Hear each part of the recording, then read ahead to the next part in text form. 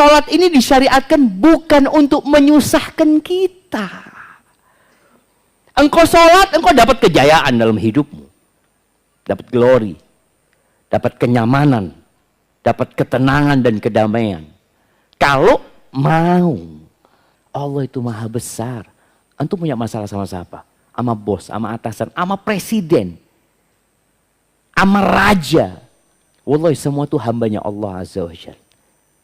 Terus kenapa kita harus bingung? Di beberapa cerita, Imam Ahmad bin Hanbal ketika di penjara ya.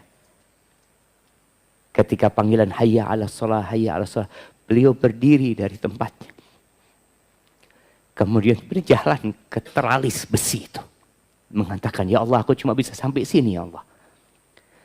Menjawab panggilanmu ya Allah. Jadi itu panggilan jamaah. Hayya ala shalah, ayo gitu loh. Bismillahirrahmanirrahim.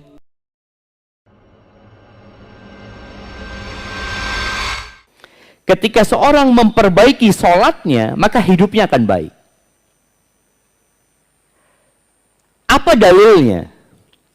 Kalau kita memperbaiki sholat kita, insya Allah ya usaha kita, kehidupan kita yang lainnya baik. Rumah tangga kita akan baik ya. Kerjaan kita akan baik.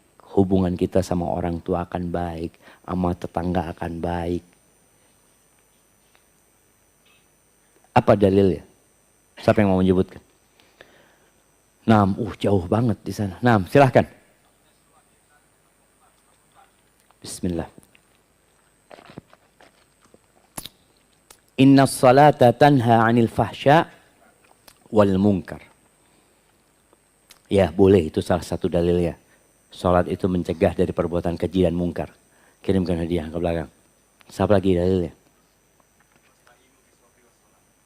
Wasta'inu bisabri wassalah. Minta tolong dengan sabar dan sholat.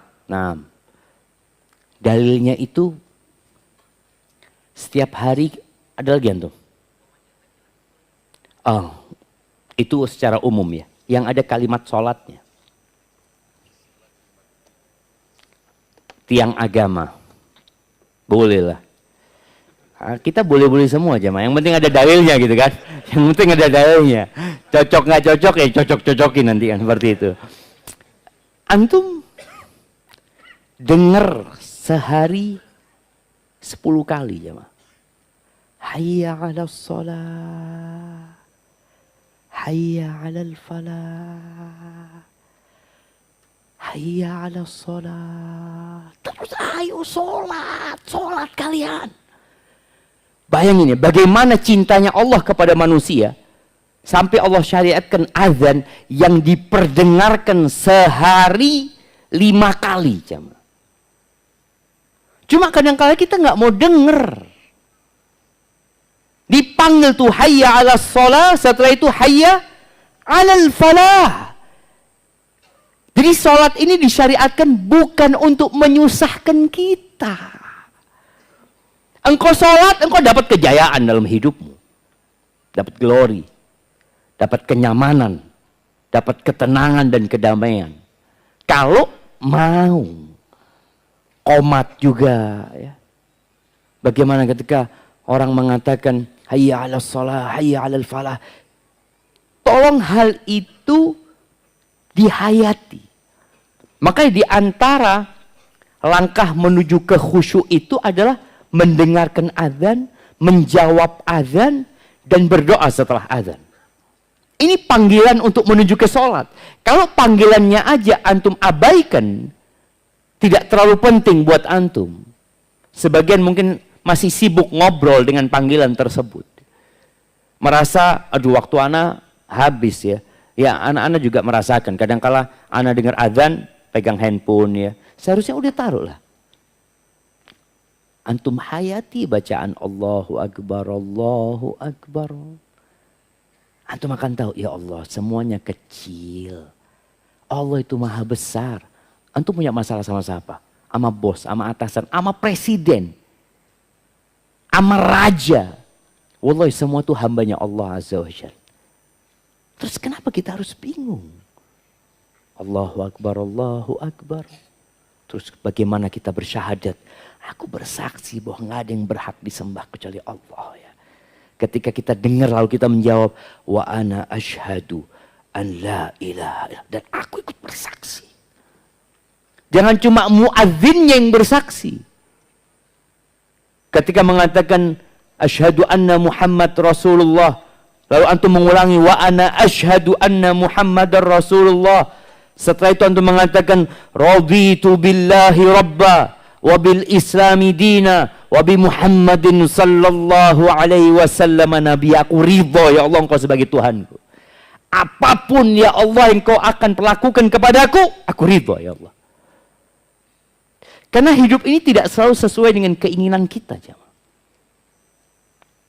Antum punya masalah. Dan ana juga punya masalah. Pikirnya Ustaz nggak punya beban gitu. Jadi bebannya ditambah ya Allah ya. Tapi ternyata beban itu ketika Ustaz mendengar jadi ringan buat Ustaz. Kenapa? Ternyata masalah ana lebih ringan daripada masalah orang ini. Jadi itu menjadi obat buat kita. Sahih. Semua punya masalah. Tapi ketika antum punya keridhaan dengan ketentuan Allah, ana ridho sudah. Tapi ya kita suruh doa minta afiah ya, minta keselamatan dari bala dan musibah. Iya, tapi ketika itu datang dan antum ridho, selesai urusannya. Maka di situ ketika azan dikumandangkan, berhentilah. Berhenti berkegiatan. Taruh handphonenya. Kalau sedang berbicara lawan bicaranya, bisa dengarkan azan. Sebentarlah. Antum hayati panggilan itu. Di beberapa cerita, Imam Ahmad bin Hanbal ketika di penjara ya. Ketika panggilan hayya ala shalah, hayya ala shalah, beliau berdiri dari tempatnya. Kemudian berjalan ke teralis besi itu. Mengatakan, ya Allah aku cuma bisa sampai sini ya Allah. Menjawab panggilanmu ya Allah. Jadi itu panggilan jamaah. Hayya ala shalah. Ayo gitu loh. Tapi ketika panggilan ini sekali diabaikan. Antum gak akan sampai al-falah. Itu gimana antum mau dapat al-falah? Yang ada harta antum jadi azab buat antum. Anak-anak jadi azab buat orang tuanya. Orang tua itu ingin anak-anak jadi qurratu a'yun, penyejuk pandangan. Dia ingin harta yang dikumpulkan itu jadi ya sarana untuk kebahagiaan dan kegembiraan dia di dunia dan di akhirat. Ternyata enggak. Maka Allah mengatakan fala tu'jibka amwaluhum wala auladum. Kau jangan takjub ya sama harta mereka. Jangan heran sama anak-anak mereka. Kadang-kadang kita ya Allah anaknya bagus-bagus semua gitu ya. Masya Allah sukses semua, hartanya banyak. Padahal sholat yang enggak. Apa anak harus enggak sholat supaya kaya ya? Mungkin orang berpikir, anak dulu hijrah Ustaz. Masya Allah belum hijrah banyak fulusnya Ustaz. Setelah hijrah kok jadi susah Ustaz ya? Enggak. Antum tetap dapat falah. Ketika antum bisa sholat, antum sedang menuju ke al-falah tadi itu. Antum sedang memperbaiki hidup antum ya. Allah mengatakan fala tu'jibka amwaluhum wala auladum innama yuridullah liyu'adzibahum biha fil hayatid dunya. Allah itu ingin mengazab mereka dengan harta mereka, dengan anak-anak mereka dalam kehidupan dunia. Itu azab jemaah. Kata Allah Azza wa Jalla. Kenapa? Ketika sholat ini diremehkan atau sholatnya asal-asal, ya udah. Nggak akan sampai ke al-falah. Yang pertama dihisap pada hari kiamat itu apa? Sholatnya. Sholatnya benar, yang lainnya insya Allah benar. Yang mengerjakan sholat. Ma yuktab lahu minha illa usyruha. Ternyata yang dicatat pahala buat dia cuma 1/10-nya. Thumunuha 1/8 cuma dapat. Kan orang beda-beda. Sama satu soft tapi kualitas sholatnya beda. Subu'uha 1/7. Sudusuha 1/6. Khumusuha 1/5. Rubu'uha ada yang dapat 1/4. Thuluthuha ada yang dapat 1/3. Nisfuha ada yang dapat 1/2. Jadi paling full disebutkan hadis ini berapa? Setengah jam. Ini menunjukkan beratnya khusyuk dalam sholat itu. Antum udah berusaha ya, berusaha banget khusyuk. Biasanya orang itu khusyuk kapan? Kapan antum khusyuk? Mesti ada masalah. Mesti ada masalah. Tapi kadang-kadang dari keenakan antum sujud berdoa ya, minta diselesaikan masalahnya, sampai antum lupa, ini rokaat keberapa ya Allah? Ini sujud yang keberapa ini? Antum khusyuk dalam doanya, tapi nggak khusyuk dalam sholatnya gitu loh. Sampai antum bingung, ya Allah ya, sujud sahwi lagi. Menunjukkan memang kualitas sholat kita itu, sholat itu curhat sama Allah Azza wa Jalla. Kalau antum lihat jamaah yang kirim pertanyaan, kalau urusannya curhat, berapa lembar? 1 lembar full jamaah. Sampai ustadznya capek. Dan dia tulis, Ustadz mohon dibaca semuanya, jangan di skip. Nah, karena kalau orang curhat tuh ada banyak masalah, Ustaz. Kalau pertanyaan apa hukumnya ini, ya selesai hukumnya boleh, nggak boleh. Tapi Anda punya masalah, Ustadz harus dengarkan ceritanya. Dan Ustadz nggak mau dengerin. Kalau sudah terlalu panjang, aduh curhat ini taruh sini sudah. Tapi Allah mau dengerin kita. Bayangkan, Allah pencipta langit dan bumi itu mau dengerin kita. Nggak ada ceritanya Allah nggak ada waktu buat kita, nggak ada. Allah selalu punya waktu buat kita. Namun ada sebagian orang yang nggak lama-lama sholatnya gitu loh. Apalagi kita mau masuk bulan Ramadan ya. Rencana Nur Salma ada tarawih nggak? Ada. Rencana berapa juz 1 rakaat? Imamnya aja sudah aduh, gimana jamaahnya? Imamnya udah aduh. Jadi kalau imamnya pesimis, jamaahnya lebih pesimis antum. Imamnya insya Allah 1 juz gitu kan.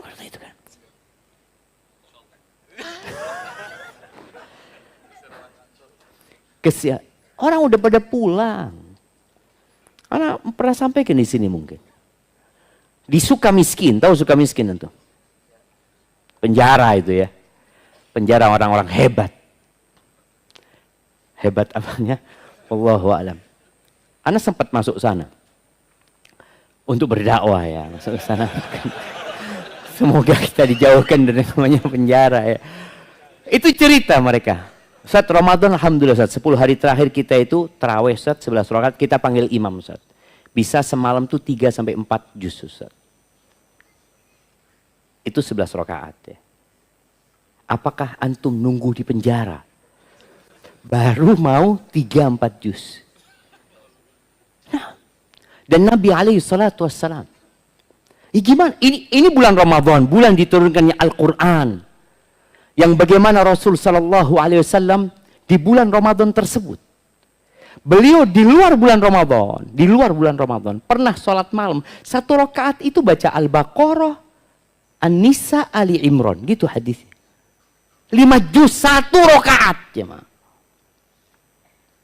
kita 11 rakaat sampai 1 juz. Enggak juga. Kesian jamaahnya Ustaz. Kesian sama imamnya. Kesian sama DKM-nya. Karena aduh masjidnya kurang makmur Ustaz kata dia. Kalau mau makmur yang cepet-cepetan lah.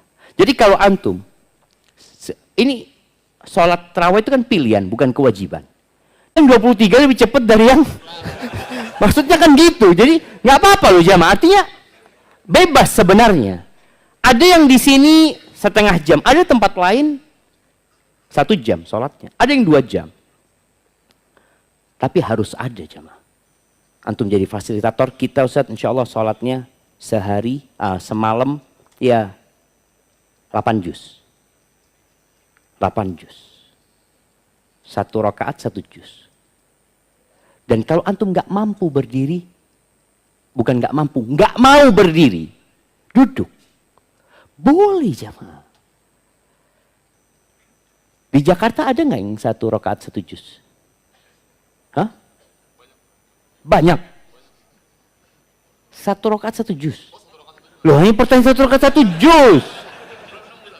Belum nemu, Nur Salman insya Allah. Aduh. Takut kehilangan jamaah ini. Bener loh jamaah. Ini waktu yang sangat mulia. Ramadan ini mulia banget deh. Kita nggak tahu dia datang lagi atau tidak. Maka manfaatkan malamnya untuk sholat. Ketika capek tadi, antum berdiri, antum duduk. Duduk aja, bismillah.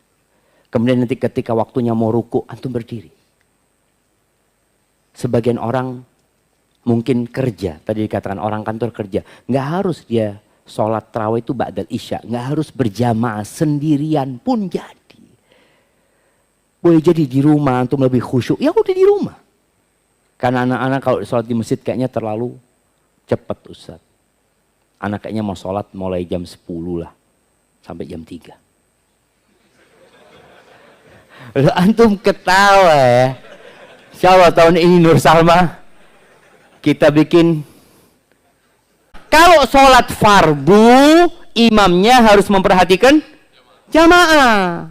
Sholat fardu, sholat sunnah dia nggak suka ya pergi aja gitu loh. Ya nggak enak Ustaz sama jamaah Ustaz. Nanti sunduknya berkurang Ustaz. Ustaz sunduk lagi nanti. Dari jamaah semakin banyak sunduknya Ustaz. Enggak lah. Jamaah rahimakumullah, maka tadi ada orang yang sholatnya asal-asalan. Yang penting sholat. Padahal ternyata ada orang sholat masuk neraka. Allah mengatakan fawailul lil musallin. Celaka nih orang sholat. Apalagi yang nggak sholat ya. Orang sholatnya dalam kondisi dia hukumi celaka dia. Alladzina hum an salatihim sahun, alladzina hum yura'un. Lalai dia. Yang penting sholat buat dia. Anak sholat alhamdulillah nggak pernah bolong. Walaupun sholatnya cepet-cepetan. Rukuknya nggak benar. Wallah kondisi rukuk kalau antum bayangin ya. Sholat itu bukan hanya kata-kata. Dimulai dengan takbiratul ihram, diakhiri dengan salam. Sholat itu bukan hanya gerakan. Dari berdiri antum ruku, dari ruku berdiri lagi, dari berdiri kemudian sujud, sujud kemudian duduk. Enggak. Sholat itu adalah bentuk penghambaan kita kepada Allah Azza wa Jal. Dan Nabi SAW mengatakan, as-salatu khairu mawdu'. Sholat itu sebaik-baiknya ibadah yang diletakkan. Maka Allah syariatkan sehari 5 kali. Haji seumur hidup sekali. Puasa setahun sekali. Zakat setahun sekali ketika datang nisabnya. Sholat nggak bisa. Nggak bisa. Antum harus sholat minimal 5 kali. Itu yang terjadi. Maka tatkala orang ini dia ibadah, tapi ternyata dia asal-asalan, masuk fawailul lil musallin. Berkaitan dengan waktunya yang penting, ya mundur-mundur sedikit nggak apa-apa lah. Sholat duhur, ya jam 3:04 kan, belum azan asar kan? Udah azan asar? Belum kan? Nggak apa-apa.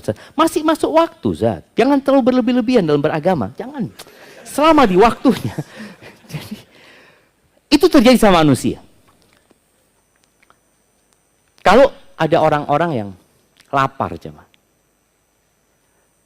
Kemudian dia dikasih sesuap nasi. Cukup nggak buat dia? Nggak cukup, anak lapar banget. Ustaz.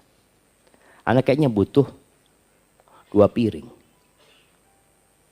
Nasi padang, Ustaz. Butuh apa lagi?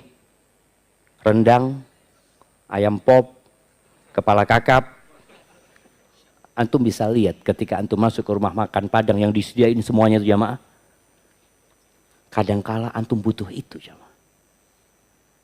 Tapi ketika sholat, antum cuma sesuap aja, cukup. Nggak cukup. Maka orang tadi yang punya masalah banyak, mau tidak mau dia perlu banyak lagi sholatnya. Terus apakah antum harus punya masalah untuk khusyuk? Harus punya masalah, harus baru di soft pertama di masjid. Ada sebagian kita yang sholat Jumat nggak pernah di saf pertama. Wallahu a'lam. Anak lihat saf pertama itu kayaknya orang-orang spesial. Itu lagi kalau anak khutbah ya, ketemu ini lagi, mana yang lainnya. Yang saf terakhir tetap di saf terakhir, nggak pernah ada kemajuan. Yang ada kemunduran deh nanti seperti itu. Sholat ini tadi seperti makan. Makan antum hanya butuh 3 kali. Bahkan ada orang yang 2 kali cukup makan. Tapi sholat antum butuh banyak. Makanya Allah syariatkan 5 kali. Hanya sekarang bagaimana menjaga kualitas sholat antum. Jamaah rahimakumullah, orang munafik sholat enggak? Sholat. Apa kata Allah Azza wa Jalla? Innal munafiqina yukhadi'un Allah. Masya Allah. Itu kiriman dari siapa tuh? Mak-mak. Innal munafiqina yukhadi'un Allah wa huwa khadi'uhum. Orang-orang munafik itu hendak menipu Allah. Bagaimana cara mereka menipu Allah? Ya tadi kumpul sama orang-orang Islam ya. Pakai peci juga, duduk di softnya orang-orang soleh. Padahal Allah yang sedang menipu dia. Dia pikir Allah nggak tahu. Kalau pihak masjid nggak tahu, Anda ditanya Ustadz tahu nggak mana yang munafik di masjid ini Ustadz? Coba antum lihat kanan kiri antum. Tahu dari mana antum? Ini kayaknya munafik Ustadz. Kenapa? Dari tadi nyatet aja. Kayaknya pura-pura dia nyatetnya. Gak bisa gitu jemaah. Nah kita benar-benar nggak tahu. Tapi Allah kasih tanda ternyata. Apa tandanya? Idza qamu ila sholati qamu kusala. Kalau mereka bangkit mendirikan sholat, males-malesan. Jadi ketika dia hendak sholat, berat. Ya Allah. Kalau antum sholat dalam kondisi berat, boleh jadi ada masalah sama antum. Kenapa? Tadi kita udah sampaikan, ini curhat. Ketika antum antrian ke dokter, antum inginnya nomor berapa? Nomor 1. Anak kepingin yang pertama konseling sama dokter, anak punya masalah. Ketika antum melihat antri panjang, Allahu Akbar. Orang-orang ini jam berapa mereka datang gitu loh. Orang-orang munafik berat, malas. Antum kalau sudah ada, ya Allah, ini panggilan dipanggil hayya 'alas shalah, hayya 'alal falah, tapi kok berat aneh. Padahal ana mau ngomong sama Allah. Ana mau mengatakan iyyaka na'budu wa iyyaka nasta'in. Ana akan katakan ihdinas siratal mustaqim. Ana mau minta sama Allah. Tadi anak akan ruku. Bagian posisi ruku antum melihat anak sedang beribadah sama Allah. Allah sedang melihat anak saat ini jemaah. Emang nggak mau? Antum ketemu bos aja, dipanggil bos. Dipanggil bos. Astagfirullah. Ketika antum mengatakan astagfirullah dipanggil bos, berarti antum punya salah. Antum tuh dipanggil karena dosa. Iya, anak berbuat salah. Tapi ketika dikatakan, dipanggil bos, ada bonus buat engkau. Tadi, hayya 'alas shalah, hayya 'alal falah. Antum mau dikasih, antum mau dikasih bonus. Terus antum mengatakan, kayaknya nggak bener bonusnya nih. Munafik. Artinya dia nggak yakin gitu. Ketika yakin dia akan bergerak langsung. Qamu kusala yura'unan nas. Ini orang ria aja sholatnya. Sholat dia. Tapi ria. Wala yadhkuruna Allah illa qalila. Dan kata Allah, dia tidak mengingat Allah kecuali sedikit. Jamaah rahimakumullah. Pernah ada orang yang sholat di Masjid Nabawi. Dia mungkin sholat tahiyatul masjid. Nabi ngelihat dia sholat. Diperhatikan sama Nabi SAW. Setelah selesai sholat, dia datang kepada Nabi SAW. Nabi mengatakan, Salli fa innaka lam tusalli. Engkau sholat, engkau belum sholat. Padahal dia berdiri ngadep kiblat dalam posisi semua syarat sholat sudah dia penuhi. Dia katakan Allahu Akbar, mulai rukunnya dia lakukan gerakan-gerakan sampai salam. Tapi kata Nabi SAW, "Sholli fa innaka lam tusolli." Salatlah engkau, sebenarnya engkau belum salat. Jangan sampai sebagian kita 10 tahun salat, ternyata belum salat. Dihukuminya belum salat. Dalam hadis yang diriwayatkan Tabrani, Nabi alaihi salatu wasallam mengatakan, "Innar rajula la yusalli salata sittina sanah." Ada orang yang salat sama 60 tahun, jemaah. Mungkin dia salat sejak umur 10 tahun, berarti umurnya dia sekarang berapa? 70 tahun. Ada orang yang sholat selama 60 tahun. Walam tuqbal lahu sholah. Satu pun sholatnya nggak ada yang diterima. Nggak ada yang diterima. Apa gunanya dia sholat? Nggak benar berarti sholatnya. Sholatnya tidak mencegah dari perbuatan keji dan mungkar. Ketika antum sholat tapi dosa terus antum garap, antum tolong lihat sholat ana gimana gitu loh. Ketika sholat antum bener, nih maksiat berkurang.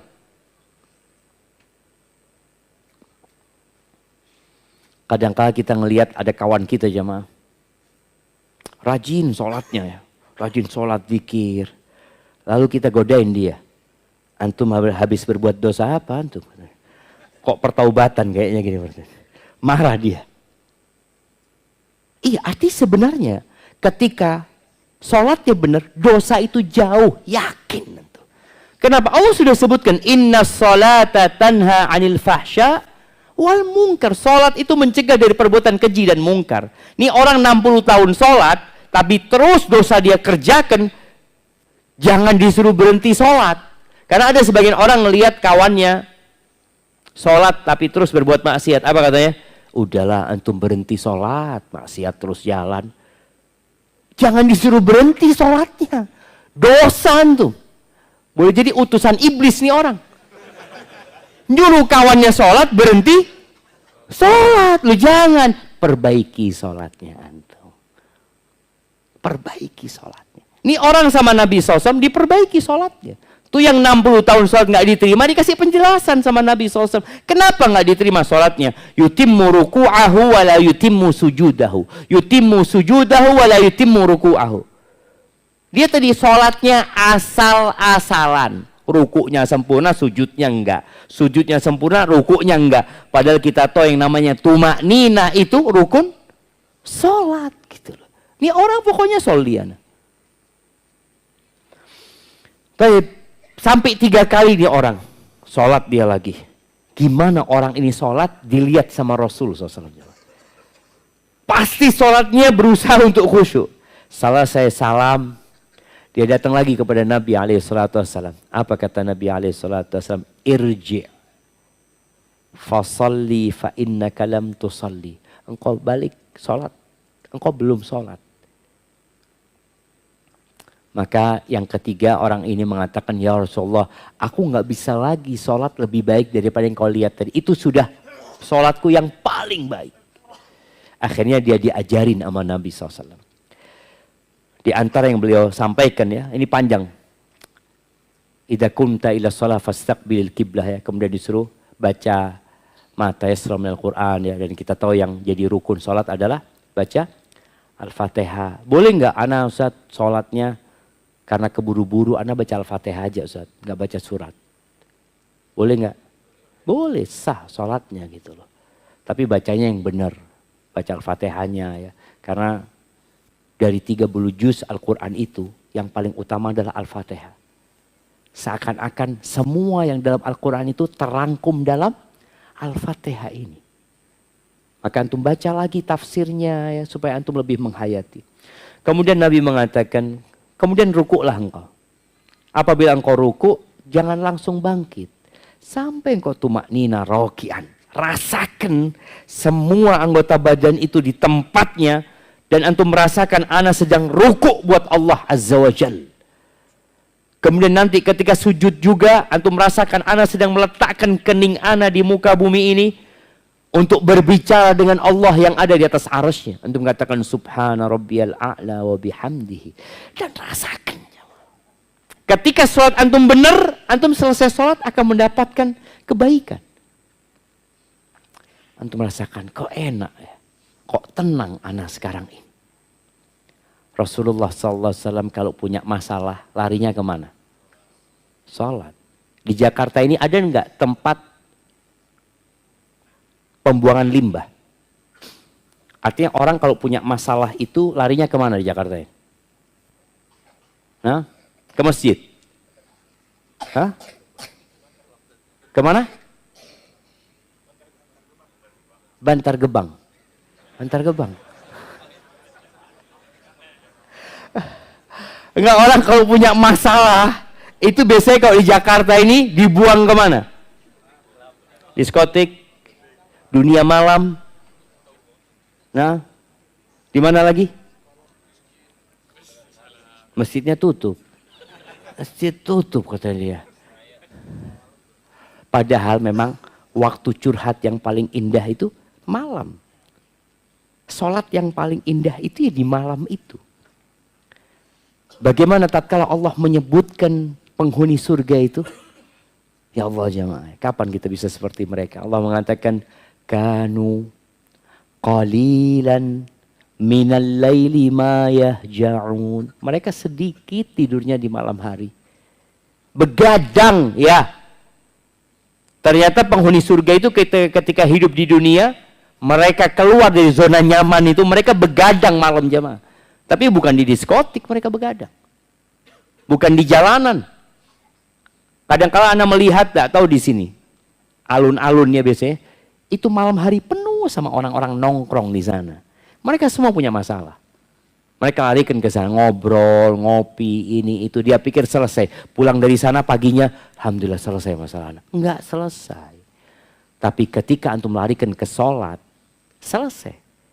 Karena Allah janji, qad aflahal mu'minun alladzina hum fi salatihim khashi'un. Udah sukses tuh orang.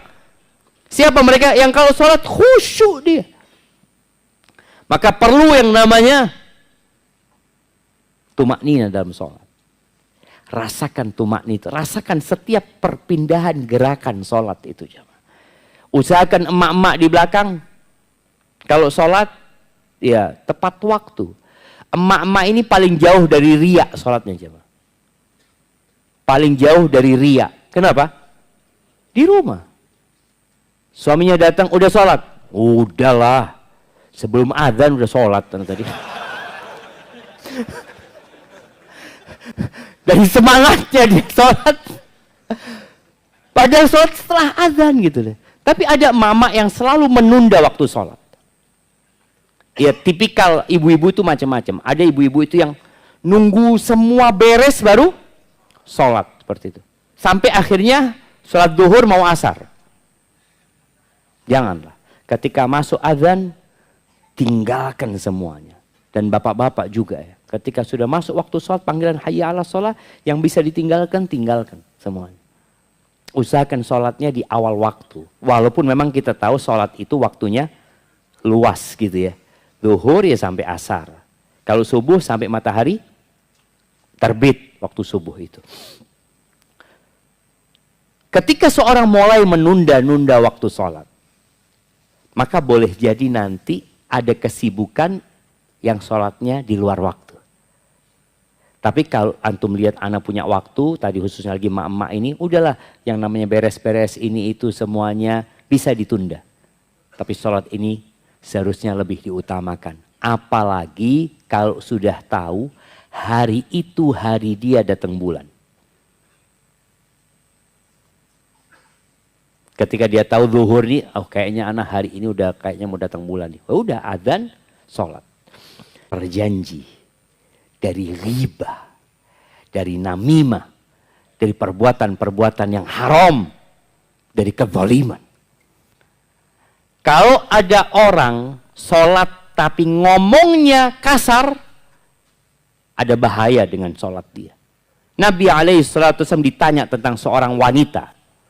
Taqumul lail wa tasumun nahar. Ini perempuan hablum minallahnya baik dalam pandangan manusia. Dia sholat malam. Dia puasa sunnah. Kadang-kadang dia sodakoh juga, mungkin berbagi dengan hartanya. Masalah dia satu. Walakinnaha salitah. Au filisaniha saltah tu'zi jiranaha. Dia suka menyakitin tetangganya dengan lisannya. Loh, ini gimana? Dia sholat malam loh. Dia puasa sunnah.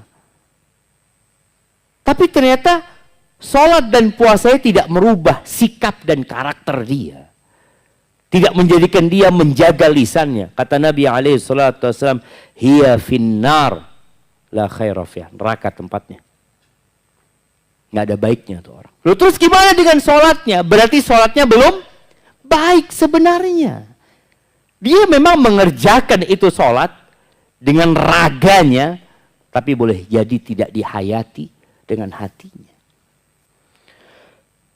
Ahibati fillah, memakmurkan masjid bagi kaum laki-laki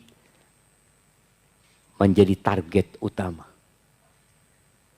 Dan antum bisa rasakan nikmatnya melangkahkan kaki, apalagi di bulan Sya'ban. Anak ngomong sama istri anak. Karena kita di rumah ada anak yang mau kalau ke masjid itu ya harus bareng sama anak. Anak sampaikan ke istri anak, syuf ini bulan Sya'ban, usahakan kita habis adzan sudah di masjid. Tidak nunggu qomat. Yang nunggu qomat itu siapa biasanya? Yang rumahnya dekat sama masjid. Karena dia tahu bentar lagi lah. Artinya di qomat dia ke masjid masih bisa, masih dapat tuh. Tapi yang jauh-jauh biasanya udah datang duluan. Anak sampaikan kepada istri anak. Anak minta itu. Bagaimana azan anak-anak udah siap. Karena kalau nyuruh anak-anak ke masjid ini butuh waktu cukup panjang. Dia lari sana, lari sini, suruh ambil bajunya. Dia tidur-tiduran di kasur ya. Namanya anak-anak lah seperti itu. Kalau bapak-bapak kayak gitu. La haula wala quwwata illa billah. Naam, ahibati fillah. Tadi anak sampaikan, anak pesan sama istri, kita butuh saling tolong menolong sama keluarga. Antum mengingatkan istri antum juga minta tolong sama istri antum. Ingatkan anak lah. Ketika adzan dikumandangkan, itu tadi udah disiapin anaknya, bapaknya sudah ambil wudu. Usahakan antum juga kalau mau qobliyah, ya qobliyah di rumahnya ya. Baru kemudian berangkat ke masjid. Kemudian di masjid anak jangan dibiarin di tempat yang jauh, dekatkan sama antum. Karena sebaik-baiknya ibadah, sebaik-baiknya yang kita ajarkan kepada anak kita. Apalagi sekarang bulan Sya'ban, bulan diangkatnya amalan, sehingga masuk Ramadan kita sudah semangat. Apa yang menyebabkan kita bisa khusyuk? Salat kita jadi baik. Antum sudah sebutkan semua. Masalah. Ketika ada masalah, kita jadi lebih dekat sama Allah SWT. Kita tuh punya masalah semua. Masalah itu namanya kematian. Antum takut sama penyakit, antum ke dokter. Antum hidup sehat, karena antum takut dengan sesuatu. Antum minum obat, antum olahraga. Semua ternyata masalahnya dari rasa takut dengan penyakit tadi. Ketika kita takut dengan kematian, maka insya Allah kita akan lebih khusyuk. Nabi SAW dalam hadis yang diriwayatkan oleh disebut oleh Syekh Al-Albani dalam kitabnya Silsilah Sahihah, beliau mengatakan udhkuril maut, ingatlah dengan kematian. Kapan? Fi sholatika, dalam sholatmu. Jadi tatkala kita sholat Allahu Akbar, boleh jadi ana mati. Ana sedang banyak dosanya ya Allah.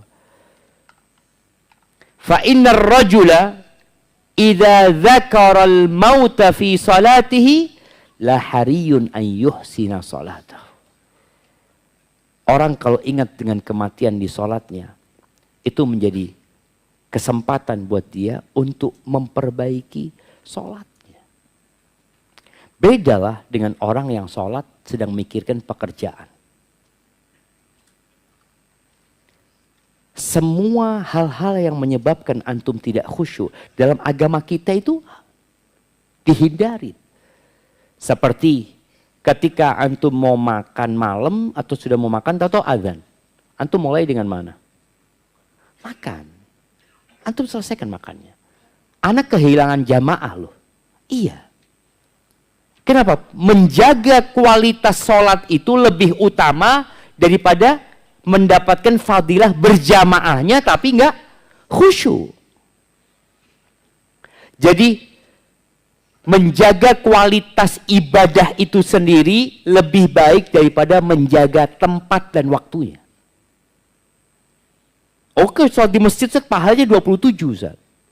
Kalau anak makan dulu, anak akan kehilangan 27.